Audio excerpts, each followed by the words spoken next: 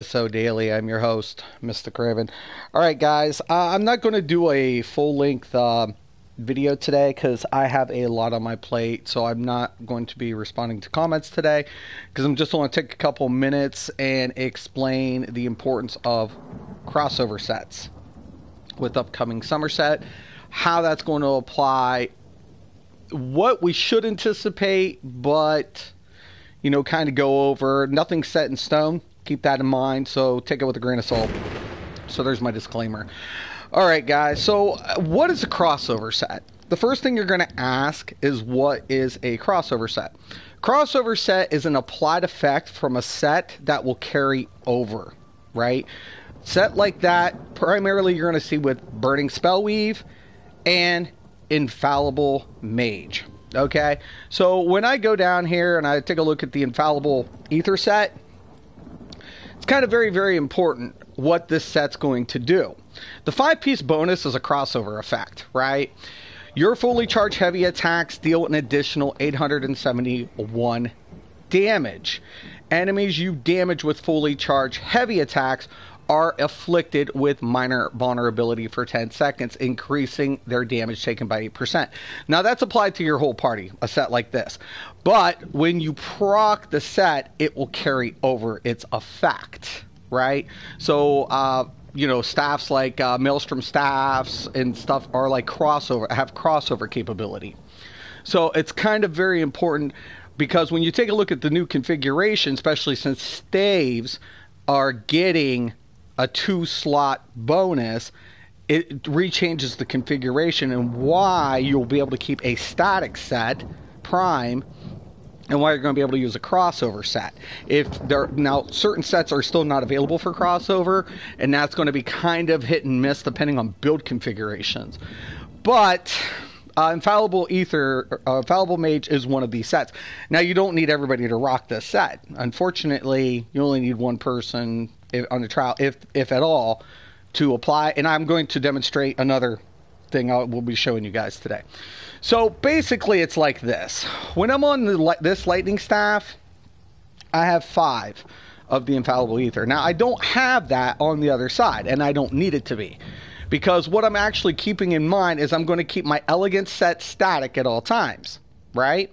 So my elegant set is a static set. Same thing with your Julianos or whatever. It's going to remain static at all times. That'll allow you to use a Master Maelstrom weapon in your configuration without the loss occurring. Right? Because a lot of people are like, well, are they going to bump up the Maelstrom Master? I can't say. I don't anticipate it because of these types of configurations. Because these types of configurations would make, once again, those weapons completely OP. I'm not holding my breath. But once again, we can, until something's implemented, we're just, hypothesizing here.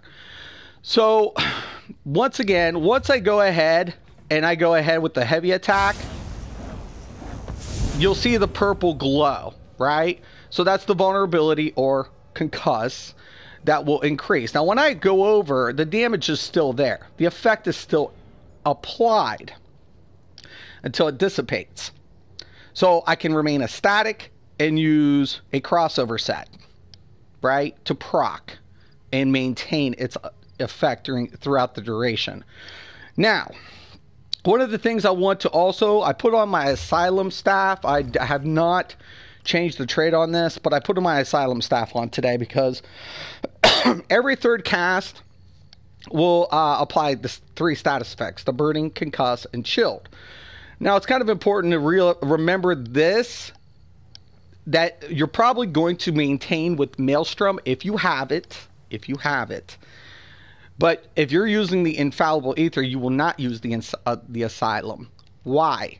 Because of the Concuss, right? The minor vulnerability. Okay, so I'm going to do 3 casts really quick and show you the 3 icons that are above the head, the target dummy. So 1, 2, 3. Now you see all 3 effects applied, right? Now, I'm going to apply the Infallible Ether. Now I'm going to redo it. 1, 2, 3. Now you see only 2 icons instead of 3. Why is that? It's simple, because the minor vulnerability applies concuss. That's why it will override the AS staff.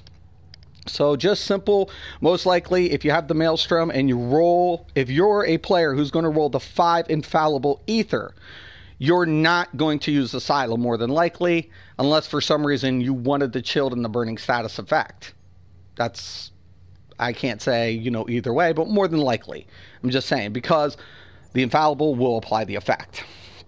Now, once again, configurations are going to change between trial and vet. Once again, it's best just to keep everything kind of, accessibility, I guess you would say. Well, what you have accessible, what you have on, switch out sets, things like that. But crossover sets and future applications will be also very important, because this is another thing. When I switch out, I'm going to be able to use a monster set. So let's say I'm going to go ahead. Am I still in combat? Ugh.